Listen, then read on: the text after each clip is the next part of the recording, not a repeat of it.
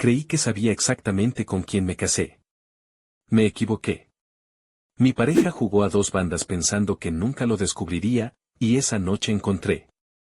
Creí que sabía exactamente con quién me casé. Me equivoqué. Mi pareja jugó a dos bandas pensando que nunca lo descubriría, y esa noche encontré algo que lo cambió todo. Yo, Laura, de 34 años, nunca me imaginé que una serie de pequeñas dudas pudiera convertirse en una trampa perfecta. Lo que empezó como un presentimiento se volvió una evidencia imposible de ignorar, y la persona que dormía a mi lado empezó a desmoronarse en mentiras que sabía manipular con precisión. Conocí a Rodrigo en una fiesta de amigos en la que ambos fingimos no tener agenda para el resto del fin de semana. Al principio fue uno de esos torpes y encantadores comienzos, mensajes que parecían interminables, planes improvisados, promesas de cambios que encajaban con lo que yo quería dejar atrás. Nos mudamos juntos a su departamento porque era más práctico y porque la idea de empezar de cero con alguien que decía entenderme me parecía, honestamente, un privilegio.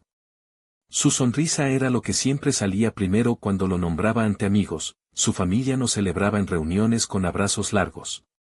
No podía imaginar que esa sonrisa fuera también la herramienta para esconder otra vida. Los signos empezaron como pequeñas astillas, llamadas que interrumpía cuando entraba en la habitación, una contraseña que antes compartía ahora protegida por seguridad, excusas para trabajar hasta tarde de manera recurrente. Yo, que había sufrido una infidelidad en una relación pasada, no quería convertirme en la persona que vigilaba, así que intenté callar las sospechas. No te obsesiones, tranquila, me decía mi amiga Esther cuando se lo contaba por teléfono. Ella fue la primera que me ayudó a poner el pensamiento en orden sin convertirlo en paranoia. No es normal que te hagas sentir así todo el tiempo, pero tampoco es sano vivir sospechando, me dijo una tarde mientras tomábamos café. Busca evidencia o cierra esa puerta de una vez. Pero no te consumas si no hay nada real, añadió. Un par de semanas después, Rodrigo dejó su laptop abierta en la sala. Habíamos cenado rápido y yo fui a buscar mi libro. Su equipo quedó con la pantalla abierta en la pequeña mesa. Había un archivo que llevaba un nombre anodino que no llamó demasiado mi atención hasta que lo abrí por curiosidad. Era una carpeta con capturas, mensajes y audios, organizados como si alguien hubiera decidido conservar un expediente. Al principio pensé que era su trabajo, conversaciones empresariales, notas sueltas. Pero cuando vi el hilo de mensajes que comenzaba con un nombre que no conocía, mi cuerpo se encogió. Renata, decía la primera burbuja. Sus palabras eran cálidas, íntimas, y había fotos que no eran de reuniones formales. No era simplemente coqueteo, eran mensajes con detalles del día a día, planes que incluían citas y frases que él siempre me decía a mí. Había audios con su voz, risas compartidas, promesas, confesiones. Las piezas encajaban con una precisión asquerosa. Me senté en el sofá con la carpeta en el regazo, y mi corazón negoció entre la incredulidad y la certeza. Cuando él regresó, me levanté con el archivo todavía en la mano. Mi voz temblaba. Rodrigo, quien es Renata, se sintió como una pregunta que no merecía respuesta, pero la dije de todas formas. Rodrigo me miró, distraído, y por un segundo pensé que podría admitirlo. En su lugar, sonrió como cuando alguien cuenta un chiste privado. Renata, ¿qué Renata?, preguntó, con ese tono de sorpresa calculada que ya conozco demasiado bien. La misma técnica, fingir desconocimiento, bajar mi evidencia a la categoría de fantasía. Mi laptop estaba abierta, contesté. Vi tus mensajes. Él negó, primero con la incredulidad, después con una estrategia distinta, me culpó de estar invadiendo su privacidad. No es justo que estés revisando mis cosas, Laura, ¿qué clase de señal eres cuando haces eso? ¿No confías en mí? Su voz fue subiendo, pero con la suavidad de quien quiere que la otra persona se sienta la agresora. Me vino a la cabeza lo que Esther me había dicho, buscar evidencia. No solo me habían dejado pruebas, también había un patrón de manipulación. Rodrigo empezó a relucir en su técnica de gaslighting, minimizar lo que había visto, convertir mi reacción en prueba de mi supuesta impulsividad. Me sorprendió la frialdad con que lo hacía. Estás exagerando, continuó. ¿Qué vas a decirle a mis amigos, que yo soy infiel, ¿a quién crees que vas a convencer? No rompas algo si no hay nada sólido. La duda fue la siguiente herramienta que usó. Me abrazó al final, con promesas de que todo sería distinto, me envolvió en disculpas que no eran suyas, porque la disculpa verdadera hubiera implicado culpa. Él nunca dijo lo siento por engañarte. Dijo lo siento por cómo te sentiste. Era una diferencia que demostró para que tenía la verdad, para hacerla maleable. Salí del departamento esa noche con el expediente en mi bolso y una decisión imperfecta, no confrontaría públicamente sin más pruebas. Busqué a Esther y le conté todo con la carpeta abierta sobre la mesa del café. Sus manos apretaron las mías. Tenemos que hacerlo con cabeza, no con rabia, dijo. Documenta todo. Descarga las conversaciones, guarda los audios, consigue pruebas de lo que pasa con el dinero, si hay movimiento extraño en la cuenta conjunta. No lo confrontes en la oscuridad otra vez, explótalo con pruebas. Así empezamos. Empezamos a ser meticulosas con las huellas que él dejaba. Me dediqué a revisar los correos desde mi laptop cuando yo, usábamos la misma máquina y encontré hilos borroneados.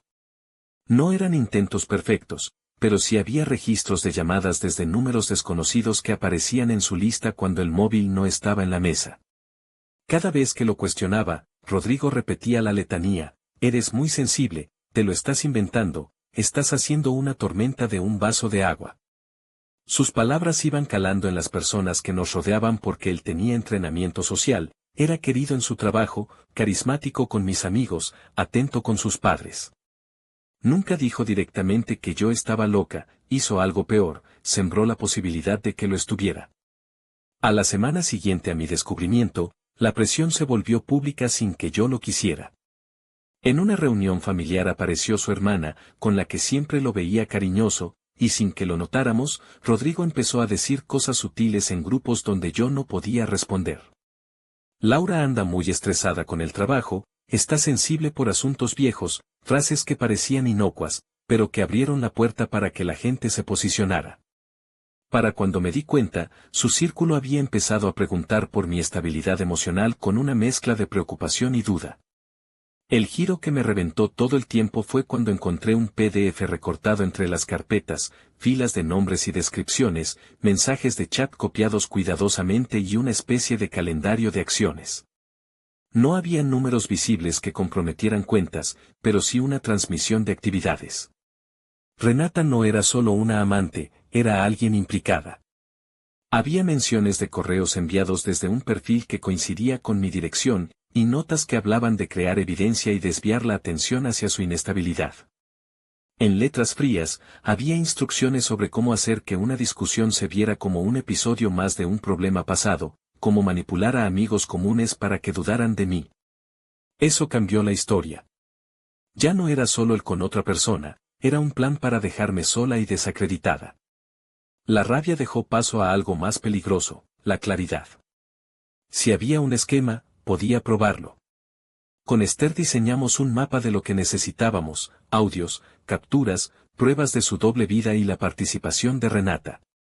Hicimos una lista de cosas pequeñas que podrían demostrar la conspiración: correos enviados desde mi cuenta sin que yo los hubiera escrito, testigos que podían decir que Rodrigo había hablado mal de mí con intención, una grabación donde admitiera haber manipulado la situación. Ella me ayudó a crear distancias, a fingir calma en público mientras recolectábamos piezas. No se trata de venganza sin cabeza, me decía. Se trata de que no puedas tener la última palabra. Prueba o nada.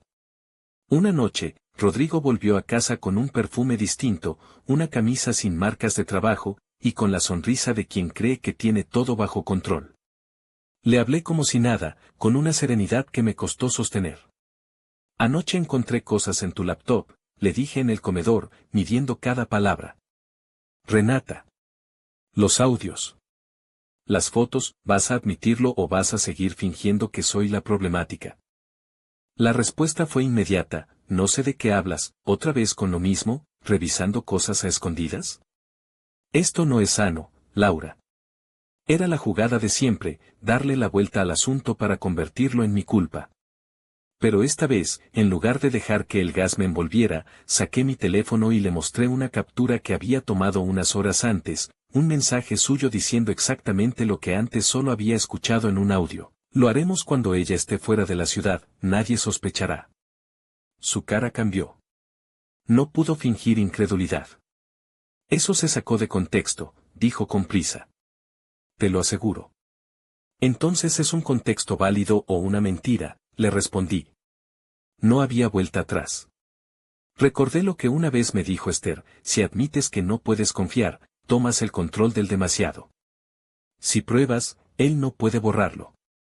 Sus estrategias de manipulación fueron escalando. Comenzó a hablar con mis amigos de forma privada y a introducir dudas en la mente de la gente que más me apreciaba. Laura está pasando por una racha difícil, decía. Se está sobreexponiendo en el trabajo, no duerme. En su versión, yo era la errática, la imposible. Sus colegas en la oficina de él empezaron a verme con compasión cuando, por casualidad, se cruzaban en eventos. Él sabía cómo sembrar la narrativa y esperar a que ella germinara. En el trabajo, mi estabilidad empezó a tambalear. Un día recibí un correo de recursos humanos solicitando una reunión por comentarios respecto al comportamiento en el equipo. Mi jefe, un tipo que siempre se mostró justo, me dijo con pena que había gente preocupada por mi conducta. Sentí que estaba a punto de perder más que una relación, podría perder el sustento, la reputación que me había costado construir. Rodrigo lo había planeado con paciencia, aislar socialmente, socavar mi credibilidad y luego aparecer como el hombre preocupado. Eso no era amor, era guerra. Fue entonces cuando se dio el giro final que recontextualizó todo, una llamada inesperada de alguien que decía ser amiga de Renata. Me pidió hablar en voz baja, y contó algo que me dejó sin aire. Renata no era solo su amante, era una ex empleada del lugar donde yo trabajaba. Ella había sido despedida de manera abrupta hace años, y desde entonces tenía una vieja rencilla contra mí por haberla recomendado para un puesto que no consiguió. Cuando la conversación se puso clara, la versión de Renata como simple amante empezó a oler a conjuro. Rodrigo había aprovechado un resentimiento de Renata para crear un plan de doble filo. La relación no solo me dañaba emocionalmente, sino que servía para destruir mi carrera. Lo que vino después fue una maquinaria de precisión. Con Esther y la amiga de Renata que dijo la verdad, conseguimos pistas, conversaciones donde Renata y Rodrigo planeaban desacreditarme en el trabajo, correos que parecían venir de mí y que, sin embargo, habían sido enviados desde sesiones abiertas en mi computadora cuando yo la dejaba en la sala. Encontramos un audio que Rodrigo jamás imaginó que alguien retendría. En un tono bajo, nervioso, le dice a Renata que con un poco de teatro y los correos correctos, se va a ver inestable, nadie le creerá. En ese audio confesó también que había usado mis inseguridades en su favor. Ella siempre revisa, siempre duda, y eso la hace mi mejor aliada para sembrar caos. Nadie se fijará en algo que se parezca a sus propios demonios. Eso fue suficiente. No había discurso de gaslighting que arreglara una confesión grabada. Pero yo no quería simplemente ganarle con una publicación impulsiva, quería que las consecuencias fueran reales y permanentes.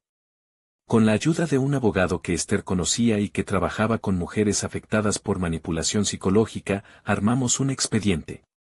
Presentamos pruebas a recursos humanos de mi empresa mostrando los correos falsos, las manipulaciones y las falsificaciones. También mostramos el audio y todo el material que sustentaba la historia del plan. Rodrigo, al verse acorralado, intentó otra táctica, la victimización.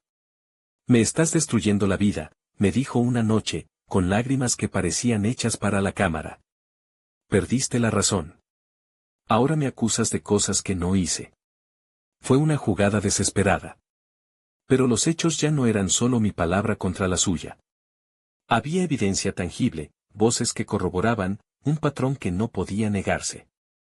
El día que la empresa llamó a Rodrigo para preguntarle por la relación y por la manipulación de correos, él intentó negar, pero la legalidad de los archivos que habíamos entregado lo obligó a disminuir su verborrea. Su jefe, que había sido su promotor y amigo en el trabajo, fue tajante, no podía tolerar ese tipo de engaños y riesgo reputacional. Rodrigo fue suspendido y luego desvinculado. No fue un espectáculo viral inmediato, fue un proceso cuidadoso y frío que lo dejó sin trabajo y con su red en retirada. Pero la venganza no se quedó únicamente en la pérdida laboral.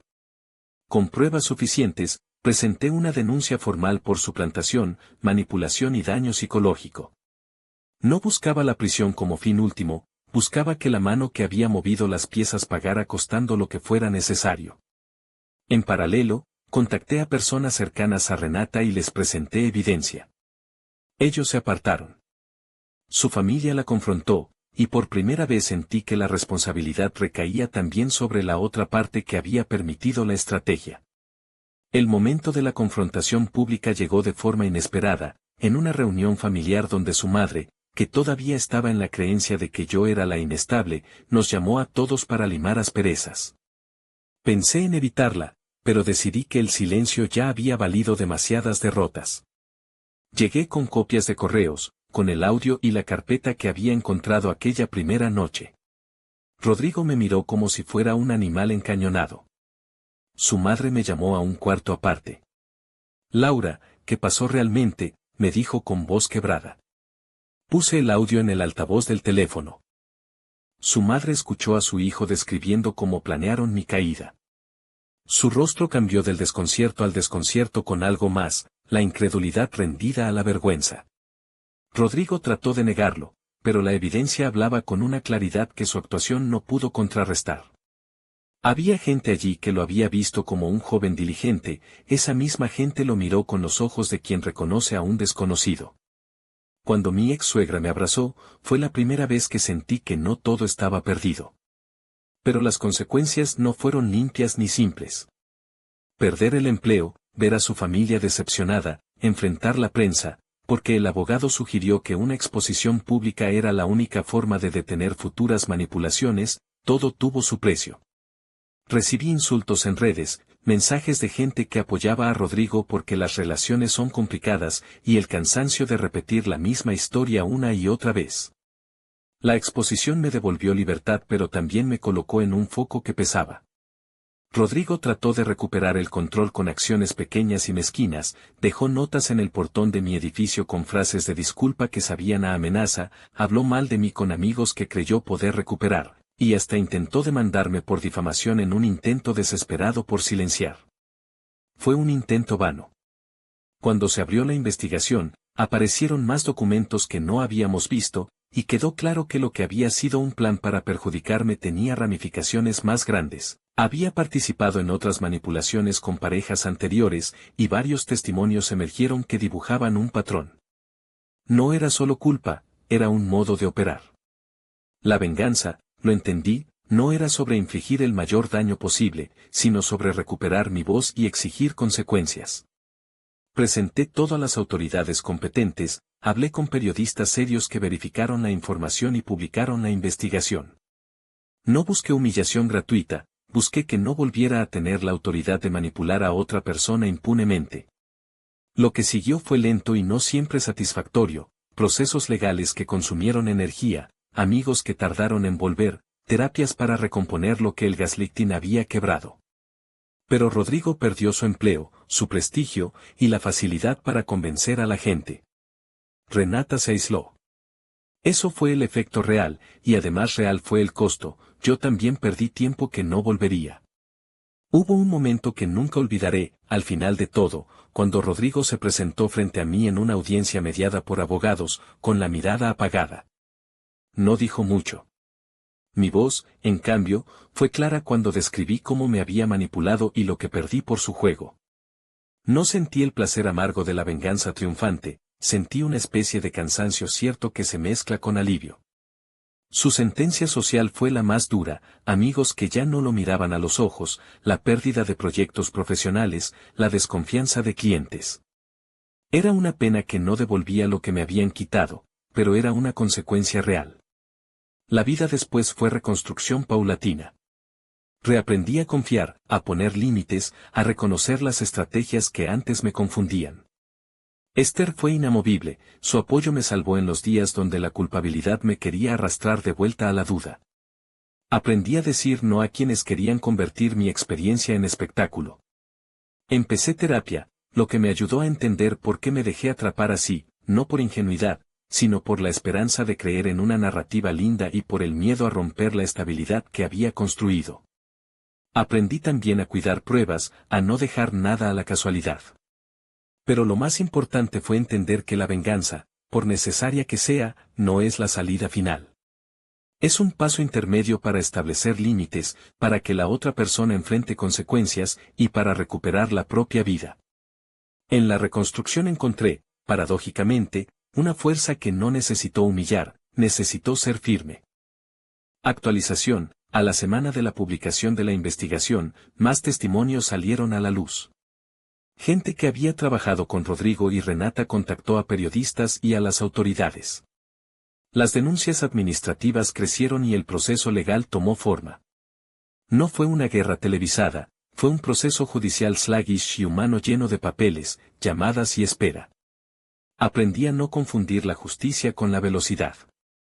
Actualización final: hoy, años después de todo, no me remuevo cada vez que su nombre aparece. Todavía tengo cicatrices, pero no me definen.